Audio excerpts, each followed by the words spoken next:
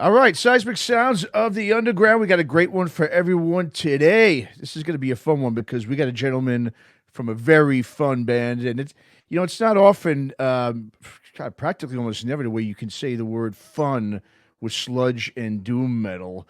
But we got a band today from Boston's Leather Lung. Vocalist Mike Vickers joins me here on Seismic Sounds. What's up, Mike? How you doing, Oh, bud?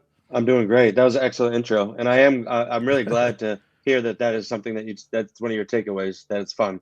Oh That's yeah, absolutely, absolutely man. what we're going for. So I love Yeah. hearing that. Oh, absolutely, man. I mean, it's synonymous with you guys. There's no doubt, man. We'll get into that here. But yeah, man, Graveside Grin. Let's get to it, man. The debut full length Yep. out March 15th on Magnetic Eye Records. But what's funny, man, Mike, is that I mean, it's your guys' first official full length, but you've got four EPs out there currently, and two of them have 7 tracks. And so to me, I know this is technically the band's first LP, but I mean, you guys been around for 10 years at least, Yep. and Yep. right, you got all those EPs. So what constitutes really, I guess, what's considered an EP and an LP? Because I feel like some of those records you had are already kind of full lengths, 7 songs, just Right. short of a 30 minutes, right? Is that what it is? About 30 minutes? Is that what it I is? think it's like there is some technicalities, like when it comes to I mean, there are some like, I mean, more, I should not technicalities, rather, there's technical terms in Okay. regards to like what's an EP versus LP, and a lot of it Hmm. has to do with overall track length. We kind of looked at it like, uh, in a sense, like a full offering is like normally, if you think, I'm trying to think, like, I guess, like, what was the cutoff? I think it's like maybe a half an hour Half hour, versus right? like closer to like 50 for a full length. Okay. Not like a full hour, but I mean, it can be whatever, I suppose. But yeah, it's more just really, my point is it's really just technical terms. I think more so on the time. I think EPs can feel like full lengths, and there's full Hmm. lengths to me that feel like EPs, like, Exactly. so I kind of, it's more so like a collector's note or something Formality like type that. of But thing, yeah, right? Yeah. formality. But Yeah. I mean, for us, what it meant personally in this Uh-huh. case, I'll say, um, when we were writing those initial stuff, we were of a mindset, and we kind of adopted a little bit. You know that band Horrors? Yeah, of course. Hmm. They were releasing just like EPs at the time, and we were Hmm. really into like some of their first stuff, some of those first few EPs. Hmm. Um, and we just kind of like, this is nice. This is a digestible amount of songs. Um, and it was, those were labeled as EPs. So we just kind of were like, okay, so I guess we're doing something similar, like 6 to 7 song type length, really Hmm. being like, we always put like either intro outros or an interlude in there. So it ends up Hmm. being like, 5 or 6, full tracks.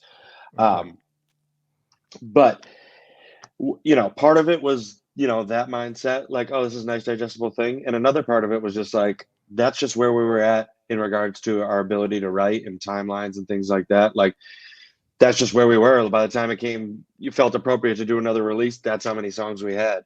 A Okay. big thing going into Graveside Grin is we brought on a fifth member, Greg, Hmm. on second guitar, and bringing him on not only just like totally like invigorated us, just generally speaking, but it Hmm. really lit a fire under the writing process. Okay. uh, and we were just able to write more than we ever have. Like, he just brought a lot to the table, and it really just, we entered the studio with more songs, um, than we could actually put on a full length record. We Oh had wow. to like Okay. cut back, which is like a position we never thought we'd see Mm. ourselves in, basically. Like, but bringing on a fifth member really like juiced everything up, basically. Sure, man. Well, yeah, there's no doubt. First of all, my opinion. I mean, I think this is your guys' strongest release to date. Like I said, musically, it feels a little more full, and I'm thinking that has to do with adding, like you said, that second guitar. Totally. It's also a little. I mean, just from my ears, a little less doomy, a little more blues and groove oriented. Throughout the whole record, which I love. I mean, Yep. so what did you guys set? Did you guys set out really to do anything different, or is it just it sounds a little different because you've got, like you said, now Greg on his second guitar, so it just added that whole different element, I guess, to your sound, huh? No, I think like We didn't necessarily set out to do anything different prior, Mhm. more so than just like the whole experience of bringing somebody on, and it's like it was all very natural in regards to what this release became. There was definitely not, if there was anything, it was to like just stay on track with what we're trying to do, which is just make fun, entertaining, relatable, heavy music, basically. So that was Mhm. definitely just the goal, and we just got so amplified by the fifth member and what it was adding to the writing process, and just there were so many new excitement areas to explore, whether Mhm. it's you'll hear more on the record, just like opportunities like for Zach to do more clean singing, and just like adding more real like what feels like lead guitar parts, it just unlocking all these sort of things, just like I said, just that was really just it naturally just made things fucking move quick, and just the creative process was just flowing. Awesome, man. Yeah. It's interesting. I read somewhere, I was reading, something on you guys. I remember it said that you guys, I think it was from, I don't know if it was a press release or something you guys had put out some time ago. It said the band sets out to tear down any preconceived notions to the stoner metal moniker we offer, which, I like because I feel a lot of times, with the whole stoner label, it gets either overused or sort of misused or misconstrued. And Yeah. and what I like is, when I got the press release for this record, it said it really to use the term which I don't really fit your guys' sound really well, called boogie metal. Which I think is kind of a cool or gas station metal. I know that was a Yep. interlude you had, right? And Yep. I love that name, man. That's a great Hmm. freaking moniker, I think. Hell yeah. But yeah, so I mean, how would you describe, I guess, like if someone didn't hear you guys and you were just like, "Hey, I'm in this band Leatherlung," how would you describe the band's sound to someone who isn't really familiar with the band? I totally hear you out on all the monikers and stuff like that, and I Mhm. feel like when it comes down to like those terms and stuff like that, it just depends on who you're talking to. In the sense, like what I'm trying to say is, will using this certain terminology give this person an idea of what you're trying to talk about? So maybe it's Mhm. appropriate to tell some people, oh, it's kind of like stoner metal stuff, but just if the regular person, just a regular person, if anybody asks me, normally my go-to is just to say it's heavy metal, and Mm, just okay. just Mhm. because it's I don't like necessarily like throwing too much of Labels a and stuff. label on it. Yeah. I think they're fun sometimes too. Like I don't have a problem with boogie metal. I don't have a problem with stoner. I don't have a problem with any of it. But I Mhm. like just reminding people that it's just heavy music. So it's heavy metal. Mhm. Yeah, that makes sense, man. I'm glad you do that actually, because I Mhm. know it's with the labels, man. Sometimes it just gets all just stoner doom sludge, blah blah blah. It's just way too much, I think, for people to. It's just like Right. listen to it, like you said, heavy music. Yeah, exactly, man. Well, let's Right. get into some of this boogie or gas station metal that we're hearing on Graveside Grin, man. Let's start with the lead track, "Spit in a Casket." I mean, not only is this a great track, but to me, it's got to be one of the coolest and most fun videos I've definitely seen in some time, man. I don't know if anybody who's watching that video. I know I was going like, "Fuck, man! I wish I was there for that fucking video shoot, man." I mean, the production was great on it. I just thought the whole thing was phenomenal, man. Talk about the track and especially that video shoot, man. Oh, absolutely. I'm so glad that that was your sentiment because, like, no bullshit. That was the goal. It was like Hmm. show people what we're all about and like make them wish that they were there. And that's Yeah. literally 100% the sentiment. The background of this song obviously is it's quite menacing, and it's obviously like has an air of vengeance and hurt and everything else Hmm. that's going on, like actually lyrically and everything. And it was kind of we just wanted to make a video to be like, yeah, exactly like you said, to Hmm. whoever I'm talking to with those words, look at what you're missing out on, basically. That was kind of the goal. And we could have done like a music video that tied very closely to the lyrics, and like it seemed like it was violence, or it was very aggressive or whatnot, but like Hmm. that's not what we're trying to. We want people to shake their ass at our shows, so that's what we were Hmm. trying to show. You know what I mean? Like it's about just the release, get like going out, enjoying it, letting your guard down, and just fucking headbang and having a good ass time. So Oh that's yeah. totally what we're trying to portray with that. Awesome.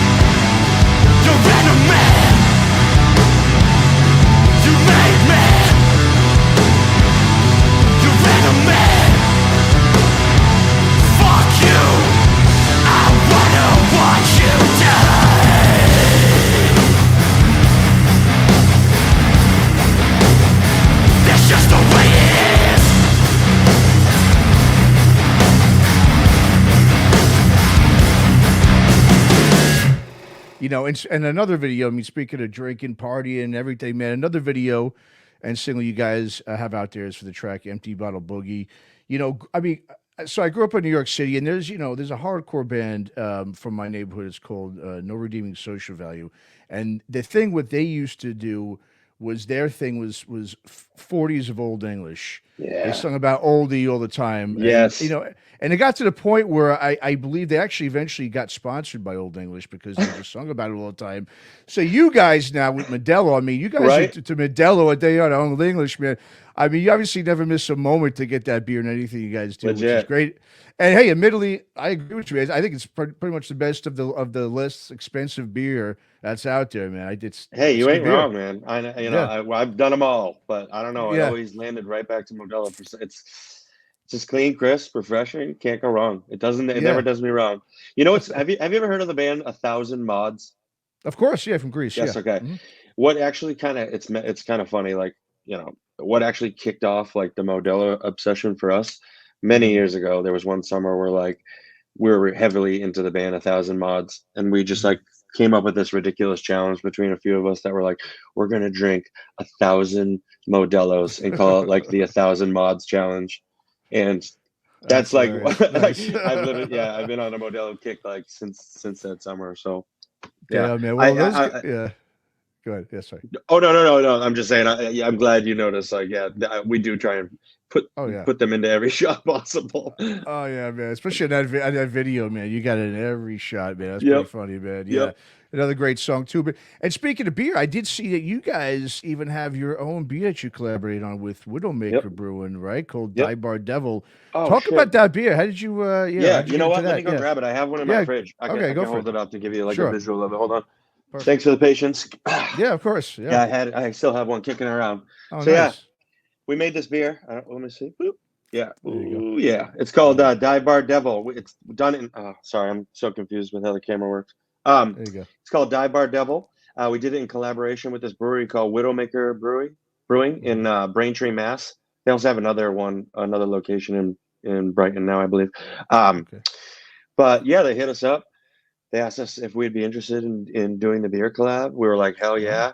Our stipulation, obviously, with the loving Modelo and stuff and crushable beers, we're like, we do not want to do like a heavy IPA, something that's 6.6% or like any, like, I don't want to do a dank 420. No, I want something that like people can drink like a 6-pack and keep going. Like, you know what I'm saying? I want a crushable beer, absolutely. Something that people would want to shotgun. Obviously, we know our thing with shotgunning. Yeah, I love that. Yeah, yeah. So, and also that made its way into the label. If you see here, we did a die cut hole.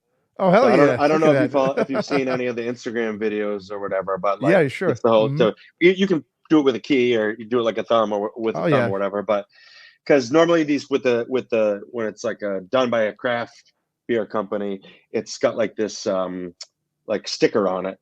So it's a bit harder it's harder to shotgun through. So that was just like a funny, like, again, little nod to the whole, you know, shotgun stuff that we love. But yeah, it's the original recipe. We were going for what white brewers would probably call like a Modelo clone. It's not really, it doesn't taste like a Modelo, but it's using similar brewing tactics that Modelo uses. So it's like a Pilsner style right? lager. Yeah. Exactly. There you go. That's one of the things that makes Modelo so great. It's like, if you like Pilsners, that's kind of why people lean towards Modelo, if they're big Pilsner drinkers. But yeah, it's friggin' awesome. It's great. Every batch that they've made has been it's been fucking phenomenal, and they've been selling really well. So they just sold out like a month or two ago of the last batch that they made. So I think they're actively making more of it right now.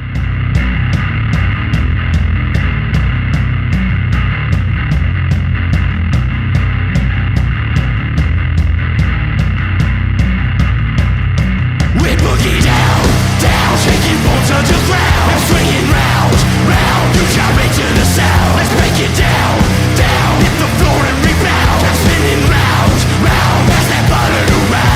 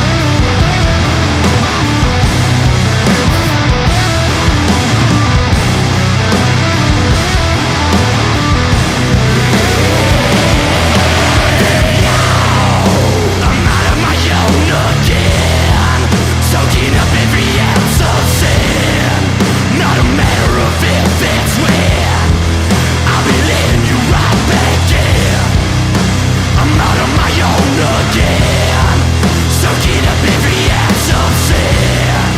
Not a matter of if, it's when. I'll be letting you right back in. Let you right back in, right back under my skin. Let you right back in, right back under my skin. Now I'm out of my own again. I'm soaking up every ounce of sin. It's not a matter of if, it's when. You found your way to get back in. You found your way to get back in. You found your way to get back in. You found your way to get back in. You found your way to get back down, down. Taking moves underground, swinging round, round. Gyrate to the sound. Let's break it down, down. Hit the floor and rebound. Let's spinning round, round. As that bottle around. Empty bottle boogie. Empty bottle boogie. Empty bottle boogie. Full throttle with an empty bottle. Well, now let's get back to some of the music, man. My favorite track on the record, I really like, is "Twisting Flowers." Because I love the groove and just the clean, background vocal. I mean, see the dual vocals with the clean vocals Yep. and with your vocals on top of that. Talk a little bit about what you guys were going for with that, because like I said, I think that's a good contrast with the two vocals, especially. I love it. Oh hell yeah! No, I'm glad you dig that, and we're all going to be super hyped to hear that you dig that. Yeah, we've always like tried to interject some of that like dual vocal thing.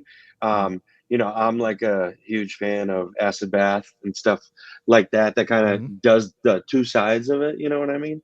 A lot of our favorite bands have like a clean vocal element to it, so it's just something that like we don't necessarily want to shy away from. If it feels like, oh, that could really work in this part, we're gonna just bring it in. Like we tried. There's a few moments over the course of the record. You hear it in Empty Bottle Boogie. There's some clean singing as well. Yeah, and like I said, we just tried to interlace it like in the moments where it felt right, just to like. If it's a spot that's, oh man, this part could actually be amplified by having a nice clean melody over this to carry it. It's like that's sort of like the thinking. Like, so if there's moments for that, we just try and bring it in. Twisting Flowers is just one of those like eureka moments, like where it was like, oh, this part this would be great if we just like lean into the clean vocal on this one. So nice. Hell yeah. And just going back to what I was saying, before at the start here, what really makes you guys, like I said, different than any band within the stoner doom sludge sort of genre thing, is that you guys, like we were talking about, you guys are singing and writing about having fun and partying and so forth. I mean, there's obviously a shitload of bands like Bongzilla or whatever that sing about weed, but most bands really that are well known in the circles focus really more on like occult themes and sort of the doomsday scenarios. And to me, like that's what I love about Leatherlung is just it's refreshing in that regard, because like I said, it's just about, you're one of those rare bands to see that really sing about having fun, man, and having a great time, which is, like I said, not usually a conventional theme for the those bands.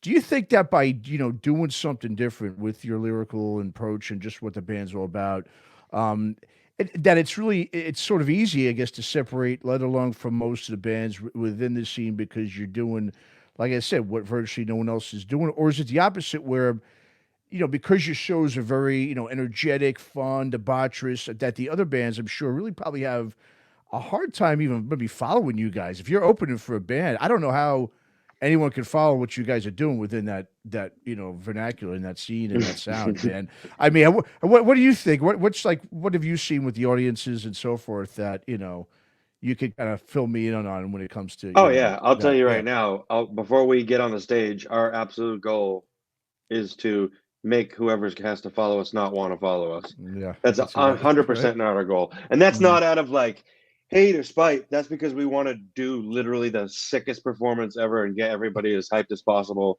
and just leave them. Whether we achieve it or not, that's for them to decide. But that is absolutely our goal when we get on the stage.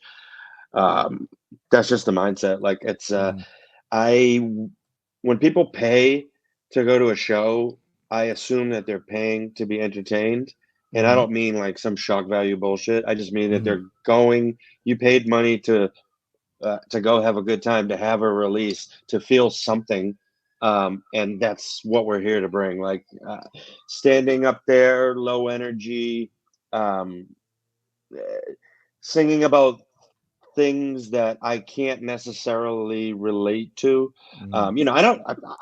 One of my favorite bands is Electric Wizards. I don't. Okay, I yeah. love songs about H.P. Lovecraft tales and Mhm. and Lord of the Rings stuff, and I'm down with all that shit. Drink vampires who drink weed laced blood, like sick. Yeah, But sure. um, when it comes to just like what I need and what I'm trying to get out of the band, this is catharsis for me. So I'm Mhm. just singing about the things that I know. I want people to feel like, damn, he means what he's saying. He's singing about what he knows. Like it's that, Mhm. like that's the kind of energy I'm trying to put, and we're all trying to put like behind our performance. This is catharsis for us to entertain y'all. So hopefully you Mhm. feel something from it. And that's sort of like why the lyrics lean that way. I am singing about having fun, but there's also, I'm talking about like sometimes what really happens. There's dark sides, there's light sides to Sure. that. We all feel it. We Mhm. all know the repercussions of going too hard, living too fast. Like Mhm. that's part of it, obviously. And I think just people relate to that. They Like do, man. if you're into heavy metal and you've been in the scene and this is and heavy music, hits you in this way. Like I know the things that I'm talking about. So Absolutely. Yeah. that's what it's all about. Absolutely, man. No, and I love that. That's what's great. That's what I really love about the band, man. Now, being from Boston and just, New England in general, I mean, that's a city like a bunch of Northeast cities that traditionally really has more of a until recently really had more of a punk and hardcore, more of a punk and hardcore scene, like New York and DC, same kind of thing. Definitely. But there was obviously a big explosions of metal in the 2000s out of Massachusetts with like the Springfield bands, Shadows Fall, Kill Switch, all that Yep. remains, all those bands. But like I said, in Boston, Massachusetts, really over the last decade or so in New England, I mean, we're seeing a lot of metal coming out of there. Like I said, there's a lot of bands in the scene, and this scene, obviously, that you guys play. Obviously, Go Zoo Yep. is really taking off. I mean, you got Blood Lightning, Mother Iron Yep. Horse, another great band Yep. out of Salem there. Mm-hmm. Scissor Fights, one of my all-time favorite bands from New England, out of Oh New hell Hampshire. yeah. There, Yep. love I those guys. love seeing that name still Mhm. popping up on flyers. Like it's always It's gets me great. hyped. Yeah, I love that band, man. So I mean, talk a little bit, I guess, about what you're kind of seeing really around the New England, region these days in terms of the heavy rock and the metal and the stoner-sludge stuff. I mean, do you notice that the scene is really starting to expand, especially now that because there's some great bands like yourselves, like some of the bands I just mentioned that are really Yep. on Absolutely. great labels now too. A lot of labels are getting behind a lot of bands. Yeah, Yeah. I couldn't agree more. I think right now it feels great for heavy music and the kind of heavy music that we're playing. You're Mhm. absolutely right. Like all of us in Leatherlung, come from the hardcore punk scene, like in Boston. That's absolutely where we came up in the scene, came up with heavy music. Um, Mhm. so I totally know what you're talking about, like in regards to that being the general climate and probably the punk and hardcore being the more domineering style of heavy music that's coming out of this region for a Mhm. while. And there is still obviously a lot of great hardcore and punk music coming out of here, Oh, coming sure. out Yeah. of Boston and New England right now. Mhm. But there is also a great scene starting to thrive in regards to just heavy music. When I say that, I'm thinking about like how I felt when Doom Riders was first coming around, how I Mhm. felt when Mhm. Elder was first coming Oh around, yeah. how I felt when Black Pyramid was first coming around. Yeah. Oh Another shit, one. this is uh like just like straight up fucking heavy music. Like it's not hardcore, it's not death metal, it's not Mhm. punk, it's not grind. It's like this is just fucking straight heavy music, stoner adjacent, heavy Black Sabbath influence heavy music. Mhm. Like and for there was when they were popping around in this area, obviously it was it was having we'll want to say I'm talking about the era of Black Tusk, Kylesa, Baroness, all those Yes. bands coming around, influencing us out here, coming Okay. up the East Coast, influencing us up here. That was like we had a good like thing going from like I don't know, we'll call it 20 the end of 2005, 2006 to maybe like Yeah. up until like 2012, 2013. And I would say past 2013, past 2015, there hasn't been really much life in regards to a scene around bands like that. You know what I mean? Just little bands that were maybe keeping it going, a little flickering thing here and there. But over, like you said, over the last 5 years, the strength and growth of an actual scene surrounding it, that, oh man, there might be multiple shows popping off for this style of music on this night. Like, wow, that's a first. But like you said, bands like Mother Iron Horse. There's a great band out of Maine right now called Mast. Coma Hole. There's just, there's definitely Swamphead. I don't know if you've heard them. Great new band. I haven't. No. Oh, you'd love it. Sundrifter. It's just, yes, there's absolutely, like, finally a number of bands who are all working, putting out releases, and actually having shows like that are worthwhile going to for this music. Like, it's really great. And I think it's being fostered by a few things. It's nice to see there's more bands popping off and getting popularity with this. And then there's little things, like, not little things, there's cool things, like, for instance, that this brewery that worked with us, Widowmaker, that helps, having those breweries. They opened up their, right? Stuff like that absolutely helps. But they've opened up their tap room to turn it into a show space. So great. Now it's like, oh, that's fantastic. This place has now, they're cultivating a scene around, their brewery, yada yada, but they're also bringing in us. I don't know if you saw the fest that we're playing on 420 at Widowmaker, this brewery, but it's like Acid, which is the band that's headlining over us on day one. Awesome. And then on the day two, it's Ruby the Hatchet as the headliner. Oh, sweet. And, wow. Yep. And then a band who used to play around a lot here called Summoner. Used to be called Riff Cannon back in the day. It's just, I don't know if that could happen, a fest in Massachusetts without that, with all these heavy bands. Like, even a couple years ago, I feel like, damn, wow, it's really cool that this can happen right now. You're absolutely right. And we're hoping it's like one of those things. I keep saying it. How's this like fucking? Oh my god! Ships rise. A rising tide. The rising tide raises all ships, or whatever.